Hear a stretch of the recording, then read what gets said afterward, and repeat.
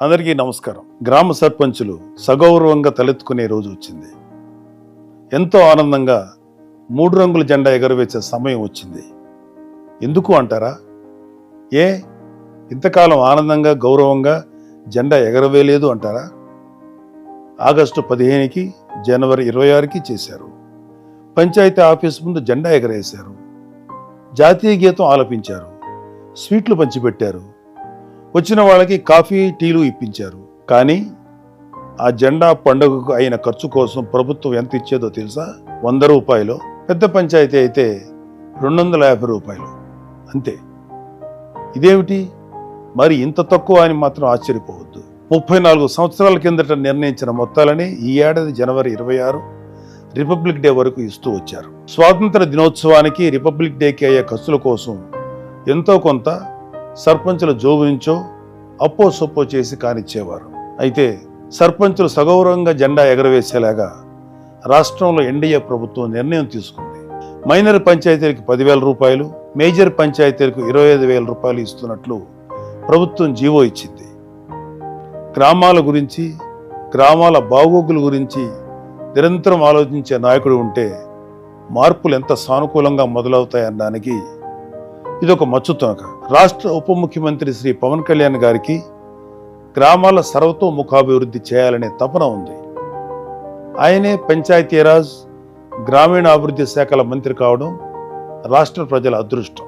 పల్లెలు అభివృద్ధి చెందాలంటే అక్కడ ప్రజల నుంచి ఎన్నికైన ప్రతినిధి ఎంతో ఉత్తేజంతో పనిచేయాలి, ప్రజలకు సేవలు అందించాలి, గ్రామ ప్రథమ పౌరుడిగా గౌరవంగా ముందుకు వెళ్ళాలి.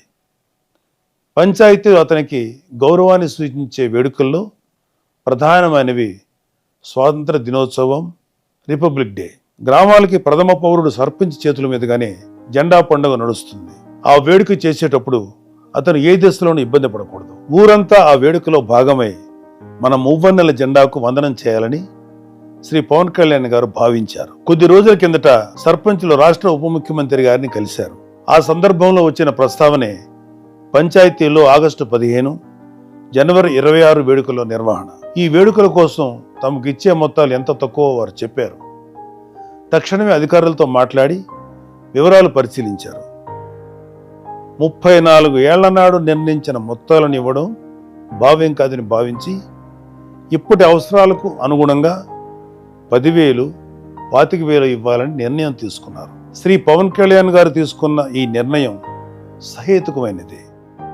పల్లెల్లో నేటి తరానికి, రేపటి పౌరులకు స్వాతంత్ర దినోత్సవ ప్రాధాన్యం, విశిష్టత తెలియాలంటే 15 ఆగస్టు పండగకు ముందు నుంచే గ్రామాల్లో, అక్కడ పాఠశాలల్లో ఒక ఉత్సవ ఏర్పాట్ల హంగామా ఉండాలి. అందుకోసమే విద్యార్థులకు వ్యాసరచన, క్విజ్, డిబేట్ లాంటి పోటీలు, ఆటల పోటీలను పంచాయతీల ఆధ్వర్యంలో చేపట్టమని చెప్పారు. ఇలా చేయడం ద్వారా విద్యార్థుల్లో ఆరోగ్యకరమైన పోటీతత్వం, మన దేశం కోసం పోరాడిన స్వాతంత్ర సమరయోధుల త్యాగాలు తెలుస్తాయి. అలాగే పంచాయతీల ఆధ్వర్యంలో ఈ పోటీలు నడుస్తున్నాయంటే వాళ్ళకి స్థానిక సంస్థలు అంటే ఏంటి, పంచాయతీలు ఎలా ఉంటాయో తెలుసుకోవాలనే కుతూహలం మొదలవుతుంది. క్రమంగా వాళ్ళకి స్థానిక సంస్థల పాలన, ప్రభుత్వ విధానాల గురించి అవగాహన ఏర్పడుతుంది. ఆగస్టు 15 నాడు గ్రామంలో ఉన్న స్వాతంత్ర సమరయోధులు కావచ్చు, మిలిటరీలో పనిచేసిన వాళ్ళు కావచ్చు, వారిని పంచాయతీ ఆఫీస్కి ఆహ్వానించి సత్కరిస్తారు. వారితో పాటు పారిశుద్ధ్య కార్మికులను గౌరవించుకుంటారు. ఇలా అందరినీ ఒకే వేదికపైకి తీసుకురావడం ద్వారా పంచాయతీ వ్యవస్థను బలోపేతం చేసుకునే అవకాశం ఏర్పడుతుంది.